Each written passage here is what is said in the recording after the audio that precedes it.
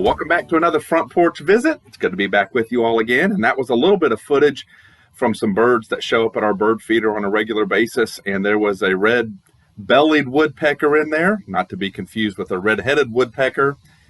Unless I have that confused. If I do, you all are bird experts. You can let me know there in the comments. But anyway, a beautiful afternoon today. Yeah, it is nice. Sitting out here on our front porch, a little bit windy, but just a beautiful afternoon. That was nice. Yeah, it's I nice. like it. And we want to check in with all of you. Hopefully you're doing well in these days. And we have had, Christina, a bit of a garden mystery lately. Have. So as we mentioned in a previous video, we have a garden box. And on half of the garden box, we planted jalapeno peppers. And for the most part, those are doing well. Yeah, they look good. We had some Japanese beetles get a hold of one of them, but I think even it might still be okay. And I'll have some pictures here of that. But on the other side of the garden box, we planted cucumbers. Yes. Little baby cucumbers that were supposed to be perfect for pickling, which is what we wanted to do this summer. Lily and I make some pickles and maybe even pickle some of those jalapeno peppers. So we got to noticing as these cucumber plants got bigger and bigger, it actually seemed like just one big cucumber plant. And as it began to produce cucumbers, we noticed they weren't cucumbers. No, they're not even close. They're not even close. And we kept watching to see, well, what exactly are these things? And it became pretty clear pretty quickly. Christina, we've got pumpkins. We've got pumpkins growing where we planted cucumbers. We've got pumpkins growing there. Yeah, we do. We do. So the mystery is, how did those pumpkins get there? That's right. Because we know we planted cucumbers. Right. We've got photographic evidence that we've planted cucumbers, but now there are pumpkins there. Yes.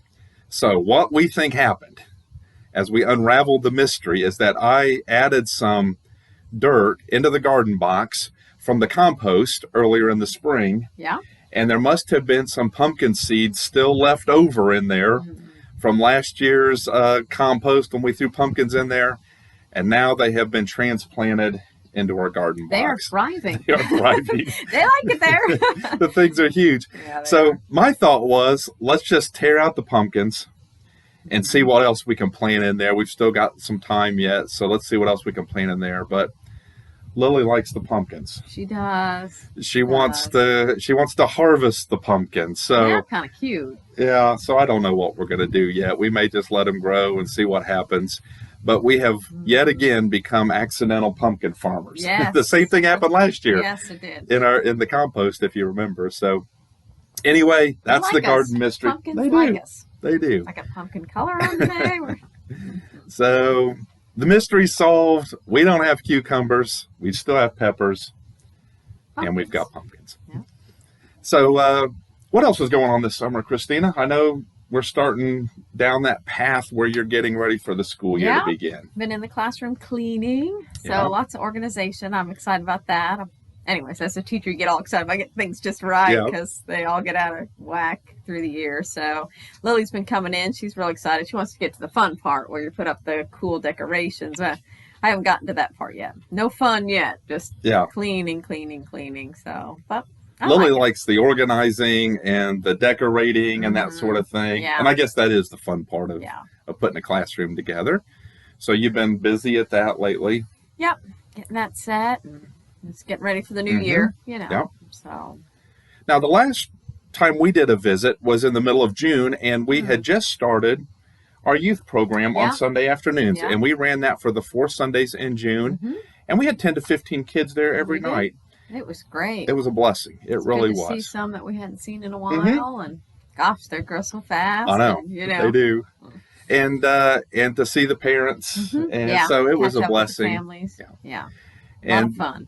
Yeah, and the plan is to start that back up. Hopefully, more toward the school year when the school year starts back up toward the end of August, 1st of September, sometime in there. Yeah. And you started a ladies' Bible study on Wednesday evenings, and that started last night and runs through the Wednesdays in July. Yeah. So yeah, that's a lot of fun to get together and encourage each other and see what God has for us in the Word. Yeah. So, Well, I wanted to share with you some scriptural encouragement today. So this past week, I've been reading a sermon by Charles Spurgeon in Ephesians. We finish up Ephesians this week, by the way, on Sunday mornings. But I was reading a Charles Spurgeon sermon on that section in chapter 3, Paul's prayer, where he prays that the saints would know the height and the breadth and the length and the depth of Christ's love. And the title of the sermon was Heavenly Geometry. I thought that was pretty good. And he said, even if we're not skilled in mathematics, we should be well tutored in this spiritual geometry to know Christ's love. And I thought that was pretty good. But I wanted to share a quote with you and then read that prayer as we close today. So this is a little part of the sermon where he talks about the length of Christ's love, and he likens it to length of time. And he says, so this is just a little part here. He says, it has been well observed that if Christ had thought upon his people for 10 minutes, it would have been a wonderful condescension.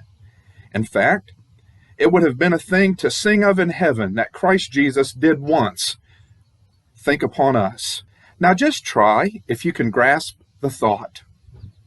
He has thought upon his people as long as he has existed. Is it not eternal love? And what is longer than that? I have loved thee with an everlasting love. God did love us in his Son long before the world began. I thought that was pretty good. Yeah. So let's close with that prayer, where Paul prays that Christ may dwell in your hearts through faith, and that you, being rooted and grounded in love, may be able to comprehend with all the saints what is the breadth and length and height and depth, and to know the love of Christ which surpasses knowledge, that you may be filled up to all the fullness of God.